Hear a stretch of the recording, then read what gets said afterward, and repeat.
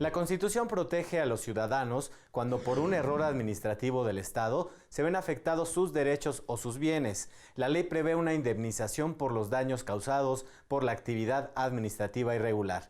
Una asesora jurídica federal nos explicará cómo se puede reclamar la responsabilidad patrimonial del Estado en casos relacionados con el IMSS y el ISSSTE. Mi nombre es Emanuel Saldaña. Quédate con nosotros. Ya inicia Te Defendemos.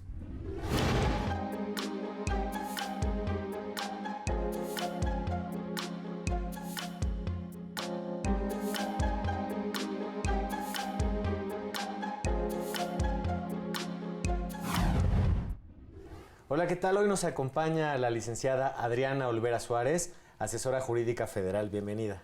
Muchas gracias. Adriana, pues es un gusto tenerte nuevamente en este espacio. Y pues bueno, vamos a hablar de un tema que pues a todos los ciudadanos nos puede interesar porque en algún momento podemos vernos afectados, ¿no? Y para entrar en materia, quiero que nos expliques pues en qué consiste la responsabilidad patrimonial del Estado. La responsabilidad patrimonial del Estado está contemplada en el artículo 113 constitucional. Es una nueva figura jurídica aquí en México, el cual regula una actividad administrativa irregular por parte del Estado que causa un daño en los bienes o en los derechos de los particulares, el cual no tiene la necesidad de haber sufrido ese daño en su persona y que no existe ninguna justificación ni fundamento legal para que se haya llevado a cabo. ¿Nos podrías ejemplificar algunos casos en los que pues esta actividad irregular haya afectado los derechos de los ciudadanos? Sí, mira, nosotros como Instituto Federal de Defensoría Pública recibimos muchos asuntos en relación a las cuestiones de negligencia médica, por no tener una atención oportuna que puede llegar hasta la muerte del paciente o bien en general alguna incapacidad física.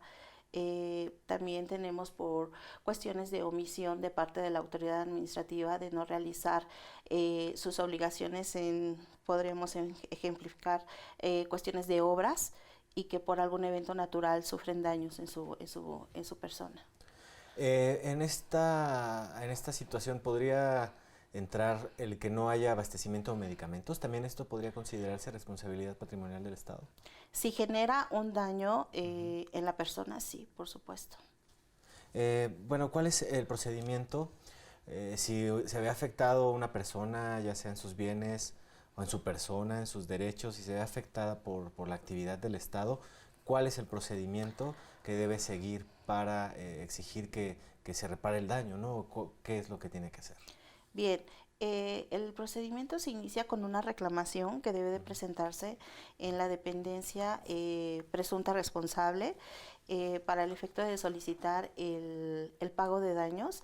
El daño siempre debe ser cuantificable en dinero y se inicia con una reclamación por escrito, donde se hace una narración de los hechos y sobre todo de las pruebas que acrediten que la actividad que realizó su personal o el servidor público no fue la correcta.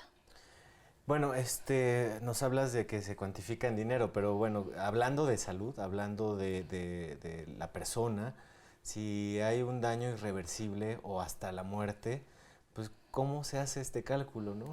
Ok. La Ley Federal de Responsabilidad Administrativa del Estado prevé que cuando se tratan de daños personales, daño físico, debe de haber siempre un estudio mediante una periciales, el cual se cuantifique y se basa conforme a la Ley Federal del Trabajo y conforme al Código Federal el Código Civil Federal. ¿Hay tiempos para iniciar este procedimiento? Sí. Cuando hablamos de daños solamente materiales o económicos, se tiene un año para poder reclamar, y en caso de daños a la salud o muerte son 2 años.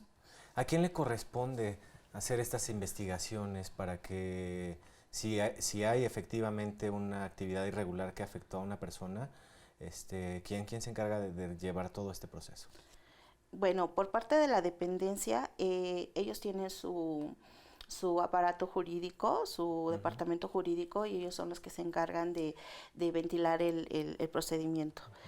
Nosotros como Instituto Federal de Defensoría Pública, la persona acude y nosotros lo primero que solicitamos a la gente pues es que nos documente la situación, ¿no? Porque podría venir una persona y decirme no me dieron el medicamento y me ocasionó esta lesión en mi cuerpo. Bueno, no basta la afirmación, se tiene que acreditar mediante la pericial médica, en donde aquí el médico nos va a apoyar en decir efectivamente este medicamento se tenía que haber suministrado en determinado tiempo, no se hizo y ocasionó esta lesión permanente en el cuerpo de la persona. Al ingresar la reclamación, bueno, debemos de acompañar tanto documentos públicos, que son las constancias médicas que la misma institución pública les da, y nuestro dictamen pericial. En el caso de una negligencia médica, ¿no?, que puede ser lo más cercano, lo más común que pueda ocurrir en esta actividad irregular, ¿los médicos son sancionados también? Bueno, aquí hablamos de una cuestión de responsabilidad patrimonial del Estado, en donde el Estado se hace responsable de los daños. Y si la persona quiere presentar una queja médica, que es muy diferente, es una figura jurídica totalmente diferente, en contra del servidor público, también procede. Pero aquí lo importante es lograr una indemnización por los daños ocasionados en su persona. Correcto. Adriana, pues es momento de hacer una pausa. Al regresar seguimos platicando sobre este tema. Claro que sí. Vamos al corte, no le cambies.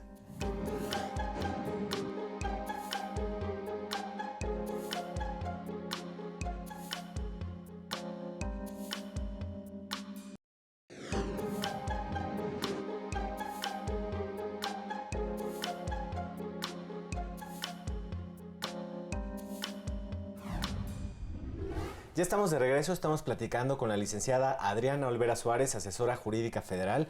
Antes de continuar, quiero invitarlos a ver la sección Te Escuchamos. En esta ocasión le preguntamos a la gente si considera justo que el gobierno pague el daño a un automóvil dañado por un bache en una avenida. Vamos a ver la sección, regresamos.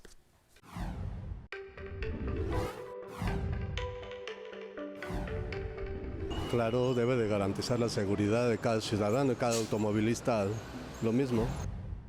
Pues sí, por supuesto, es culpa de ellos, porque no ponen ni una, ¿cómo se llama? Pues algo para saber que está peligroso ahí. Sí, lo digo porque yo también tengo un carro y sí, ha llegado a pasar. Yo digo que sí, porque pues es algo que muchas personas no tienen para pagarlo, y sí estaría muy bien que el gobierno ayudaría a pagar eso, porque ellos no hacen como que algo para componer todos esos baches. Pues en primera, porque todo ciudadano que trabaja paga impuestos, primera. Segunda, porque ellos son los que tienen que hacer este tipo de trabajos. Es un riesgo, porque ellos no arreglan las avenidas. Aparte nos falta cultura como mexicanos. Bueno, eso supuestamente está, pero no lo hacen nunca. O sea, uno va a hacer trámites engorrosos y nunca nos reparan la unidad. A mí me ha tocado ya también anteriormente. Claro que sí, porque son ahora sí que los encargados y los que están responsables de que la vialidad y las calles y toda la seguridad de uno como peatón, como automovilista, deben de estar ahora sí que al pendiente del bacheo. Sí, yo creo que sí. Porque al final del día todo lo que es la reparación de los baches consiste o le pertenece a lo que es el gobierno. Entonces, pues si él no hace nada por repararlo y si no está trabajando en lo que debe, si el automóvil al caer, inclusive hasta provocar algún accidente y llevarse a algún transeúnte, ¿no? Yo creo que sí termina siendo responsabilidad de él y no de nosotros como ciudadanos. Pues claro que sí, porque es responsabilidad del gobierno arreglar todas las calles, ¿no? Por eso pagamos nosotros nuestros impuestos. Ahí estuvo la opinión de la gente. Y bueno, Adriana, en el bloque anterior ya hablábamos del procedimiento. Ahora platícanos en quién recae la carga de la prueba para demostrar, ¿no?, para acreditar que la actividad irregular del Estado dañó a una persona. Bien, la carga de la prueba recae sobre el reclamante. La persona que quiere la indemnización, que pretende la indemnización, tiene que acreditar el daño y se tiene que acreditar la causa-efecto. Es decir, a mí me ocasionaste un daño, bueno, tengo que demostrar en qué consistió ese daño, qué fue lo que originó ese daño, qué fue lo que hizo el servidor público o qué fue lo que omitió el servidor público para poder yo acreditar que la actividad que realizó, en este caso vamos a poner un ejemplo, el médico, afectó mi salud. ¿De acuerdo? ¿Qué es lo que debe de aportar en este caso el particular? Bueno, pues podrían hacer las notas médicas, las notas de ingreso, las notas de egreso, los estudios que se le ordenaron, que se le practicaron. También se pueden ofrecer testimoniales de las personas que les constan los hechos y sobre todo la pericial médica. Depende de la especialidad de que se trate. ¿En qué momento del procedimiento se pueden ofrecer? Desde el escrito inicial de la reclamación se tienen que ofrecer las pruebas. ¿Por qué? Porque la autoridad tiene que valorar si efectivamente sus servidores públicos actuaron conforme a la norma. Aquí, dentro de este procedimiento, ¿cuál es la labor y sobre todo los retos que tienen los asesores jurídicos federales? El reto que nosotros nos enfrentamos es que la persona acude al instituto y lamentablemente a veces no cuentan con su expediente clínico, no cuentan con acreditar que no fueron tratados de manera correcta, de que no se les practicaron los estudios. Entonces nos tenemos que a veces apoyarnos de las unidades de transparencia, tanto de las unidades médicas, que en este caso podría ser el Instituto Mexicano del Seguro Social o el Instituto de Servicios Sociales para los Trabajadores del Estado, que es el ISSSTE, y solicitar el expediente clínico, el expediente administrativo, para podernos empapar y poder determinar en qué momento se llevó a cabo esa actividad negligente y nosotros valorar y ver qué pruebas son las que debemos de ofrecer, cuáles van a ser las pruebas oportunas, las pruebas que nos van a dar el resultado que nosotros buscamos. ¿Cuánto tiempo dura este procedimiento? Bueno, cada dependencia tiene sus tiempos. Normalmente para que la dependencia se pronuncie en relación a si procede o no el pago de daños, normalmente es como aproximadamente un año. Pero bueno, si esa determinación o esa resolución no es favorable a nosotros, que normalmente casi siempre es, no es favorable a nosotros, bueno, pues tenemos otro medio de defensa, que es el juicio contencioso administrativo, el cual conoce un Tribunal Federal de Justicia Administrativa, para el efecto de poner en su conocimiento que esa resolución es totalmente ilegal. ¿Por qué? Porque no se está... el Estado no cumplió con su deber de cuidado y por lo tanto debe de responder de esos daños. El tribunal él estudia y determina si esa resolución emitida por la dependencia pública se encuentra fundada y motivada, pues nos va a decir que no. Pero si dice efectivamente hubo negligencia, se condena. Durante todo este proceso, ¿ustedes como asesores jurídicos federales dan acompañamiento a las personas? En todo momento, desde que se presenta la reclamación, llevamos todo el procedimiento de apertura, desahogo de pruebas, alegatos y finalmente la emisión de la resolución. Si nos es desfavorable, bueno, promovemos el juicio contencioso administrativo, que igual tiene sus etapas, que es la presentación de la demanda, contestación, desahogo de ofrecimiento y desahogo de pruebas, alegatos y finalmente sentencia. Vamos a pensar, suponiendo sin conceder, que nuevamente nos dicen que no, bueno, pues nos queda el juicio de amparo, quien conoce un tribunal colegiado, en este caso aquí en la Ciudad de México, pues en materia administrativa. Suena que es un procedimiento complejo, ¿no? Una persona por sus propios medios podría resultarle o desistir, ¿no? Tal vez podría decir, ¿para qué me enfrento? ¿Para qué hago esto si no voy a conseguir nada, ¿no? Entonces sería, pues aquí es donde está la actividad que ustedes realizan, donde pues pueden apoyar a las personas que se enfrentan a una situación como estas, ¿no? Claro, de hecho cuando la gente va por primera vez, son personas que traen un dolor, que traen un problema no solo físico, sino también psicológico. De hecho, para acreditar el daño moral, debemos de ofrecer una pericial en psicología, pues para acreditar ese daño que no es palpable y que, bueno, nosotros como asesores jurídicos tratamos de de arroparlos, de hacerlos sentir que el instituto está para servirles y que bueno, pues que si tienen un derecho se debe de reclamar. Muy bien, pues ya casi nos vamos a una segunda pausa, pero antes, brevemente me gustaría que nos dijeras, una vez que se concluya el procedimiento, ¿a qué se le condena a la autoridad responsable?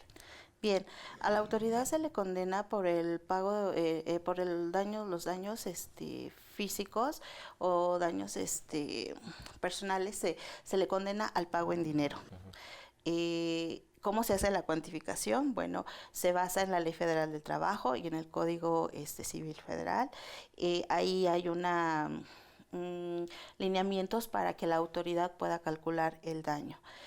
Cuando se habla de daño moral, la autoridad condena al pago igual en dinero de acuerdo a los lineamientos del Código Civil Federal y hay un límite para establecer el monto, o sea, no es cantidades exorbitantes, ¿no? Y que regula la propia ley. Muy bien, Adriana, pues ahora sí nos vamos a una segunda pausa. Al regresar tenemos llamadas del auditorio para que les des respuesta. Claro que sí. Vamos a una pausa, regresamos.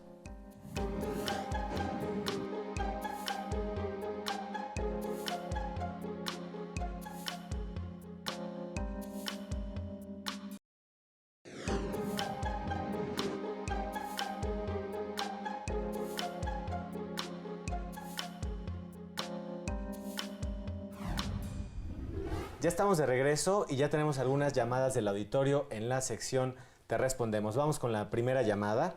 Es de un joven que nos indica que se negaron a prestarle el servicio médico en una clínica del Instituto Mexicano del Seguro Social. Él nos dice que fue intervenido quirúrgicamente porque tenía apendicitis y esto fue de urgencia en un hospital privado. Y él pues pregunta qué debe hacer.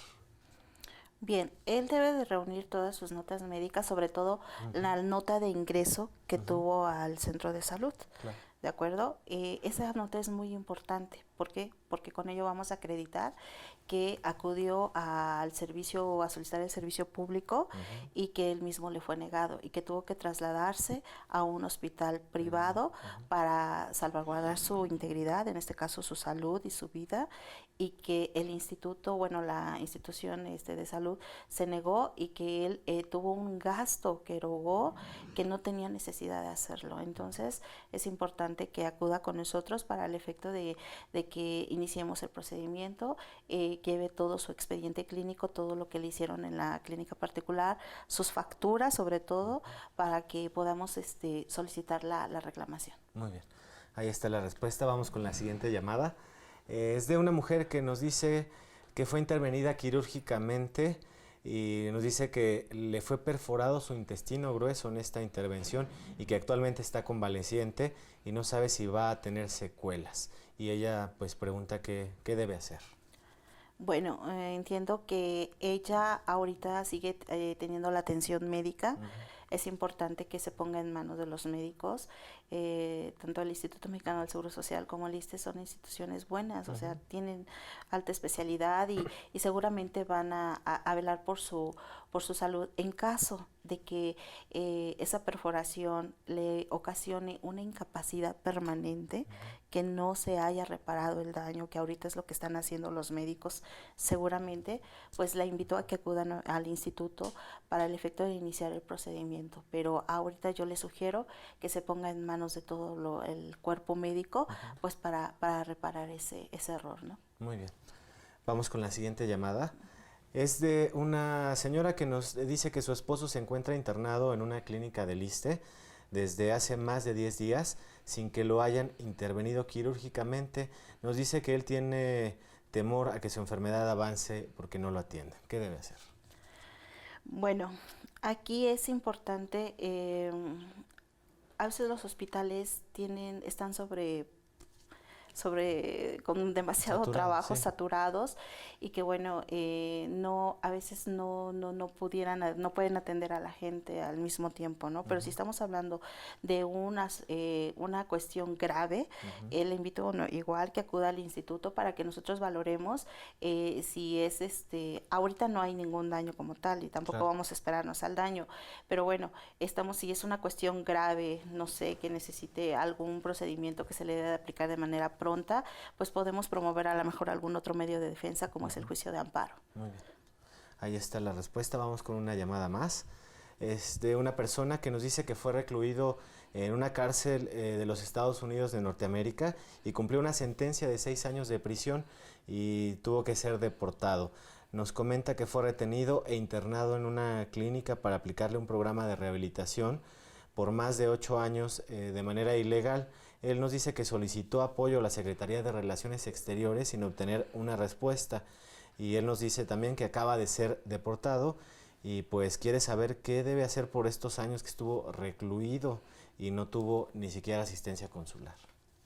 Bueno, aquí estamos hablando de otro tipo de daño, que es una cuestión de omisión a lo mejor del consulado mexicano en los Estados Unidos de Norteamérica para prestarle el servicio, el acompañamiento que necesita este connacional.